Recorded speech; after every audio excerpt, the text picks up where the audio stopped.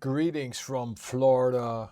Ooh, tough day for gold and silver. In today's video, we're going to talk about gold and we're going to talk about silver because I only have time for one video and I want to give you the levels that we need to pay attention to like a hawk in today's trading. Maybe even Monday. We'll see how today goes. This will be very, very important. So we're going to look at gold, we're going to look at silver, we're going to look at dollar, we're going to look at oil, we're going to look at bonds. You know the drill. We're getting right into it. Let's go. Welcome to Hot Trades of the Day, your show for swing trading ideas for the coming days, weeks, and month. Welcome from the Rules Symposium. My name is Daniel Wilhelmi, and let's start off with this. Let's start off with something pleasant. Let's start off with some impressions from the Rules Symposium, because a lot of you are not there, so you get an idea what it looks like.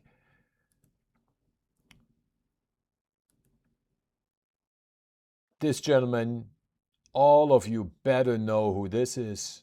This is Rob McEwen. This is commodity investment royalty. From Singapore, greetings.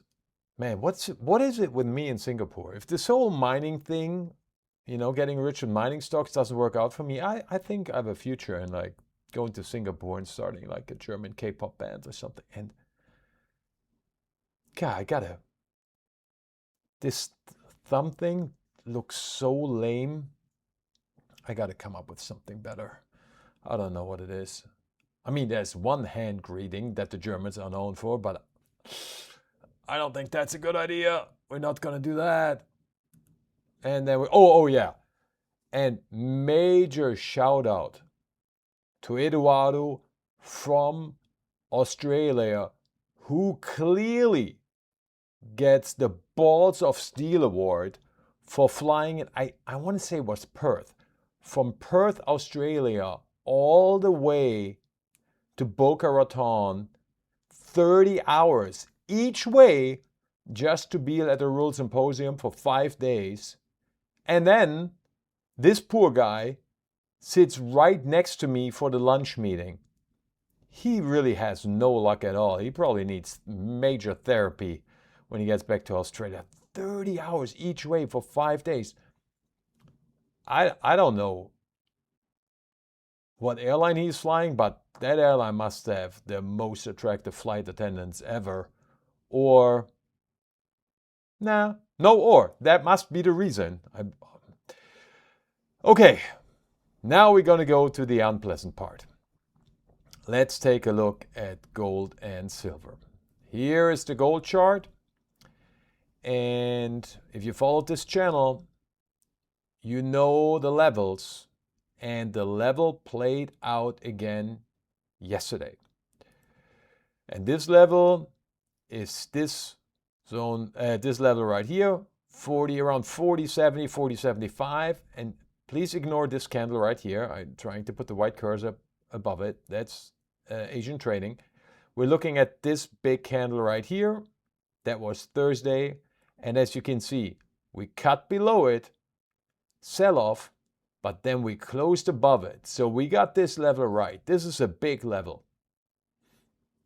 Interesting in this scenario is, let me switch to the hourly, which we usually don't do, but in this case it's important to see this.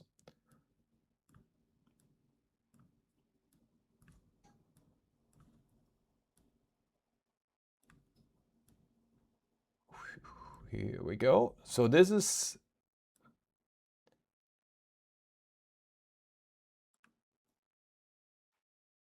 is Wednesday, right here. As you can see, Asia was pretty stable. Now we actually got a big sell-off in Europe. But look what happened in US trading, right? In the past, we've seen gold getting pushed down. Now people start to buy up gold in the second half of US trading. Yeah, in the end, they took some profits because we hit this level right here, but this is interesting. We're going to keep an eye on this. If this repeats and if someone is sneaky buying there on Wall Street. Either way, we know what level is the most important level. First off, can gold defend 40, 70, 75? If not, the real important level, as I told you before, is 4K, this bottom red line. We need to close above 4K. I don't care so much about the tails intraday here.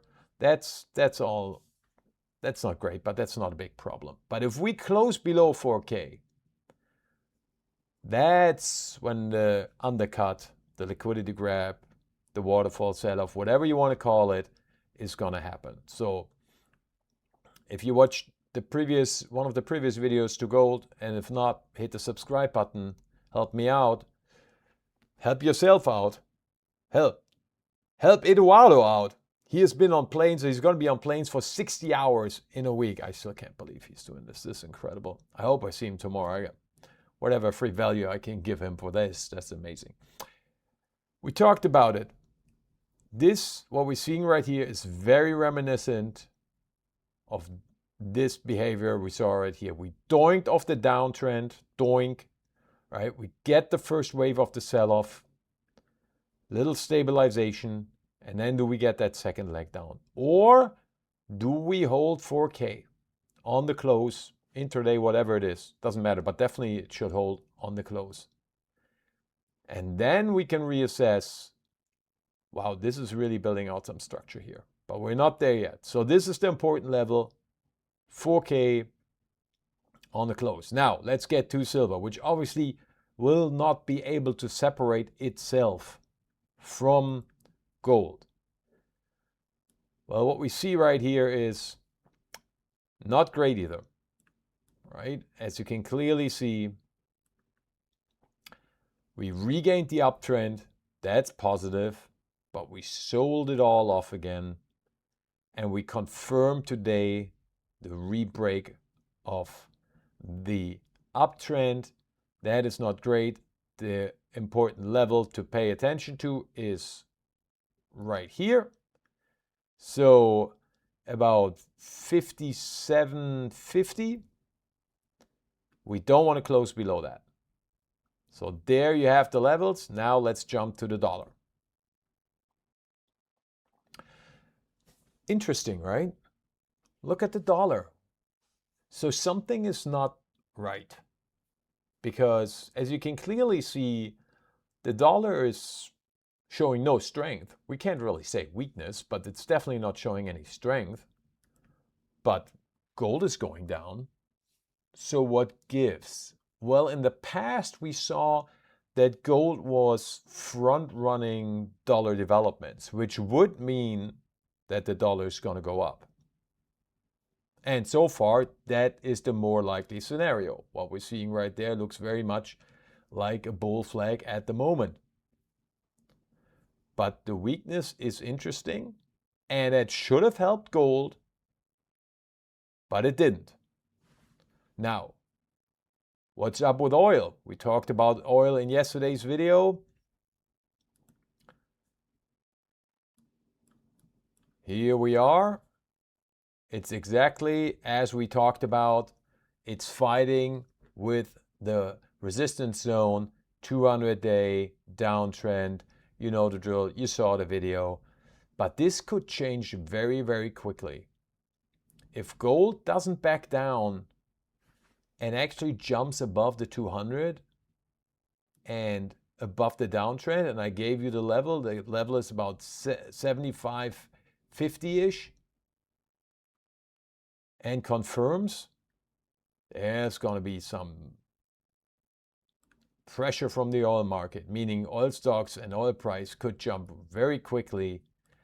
And that obviously would then, well, it used to put pressure on gold because it created the fear of rate hikes. But we saw that this correlation broke down more recently, so we need to see it. So let's look at the 30-day treasuries, US treasuries, and we can see, oof, big move up. So we had a classic, right?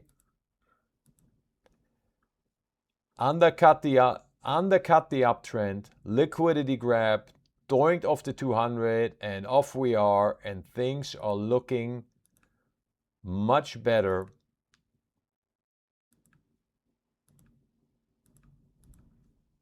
for the treasury market. 10-year, same thing.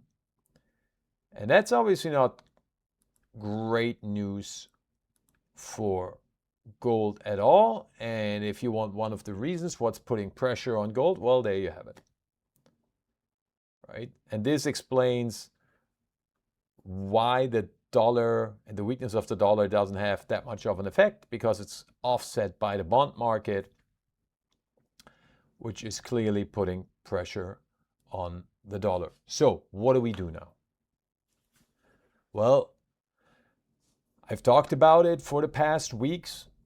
We're gonna watch the levels and then we're gonna react. And the important level is 4K in gold, because that then will domino effect style determine what will happen in the silver market. So do we hold 4K on the close? Maybe we don't even get down there. Either option, right? We're gonna watch. That would support the idea that the lows are in and that we're building out structure. Obviously, like I just said, we close below 4K.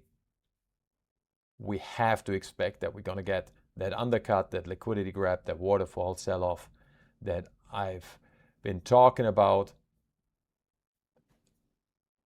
And then we're going to buy this because gold and silver are going up. I know it doesn't feel like it right now, but I mean, if you watch this channel, you know the facts, the fundamentals, and that's very clear. So that's it for today.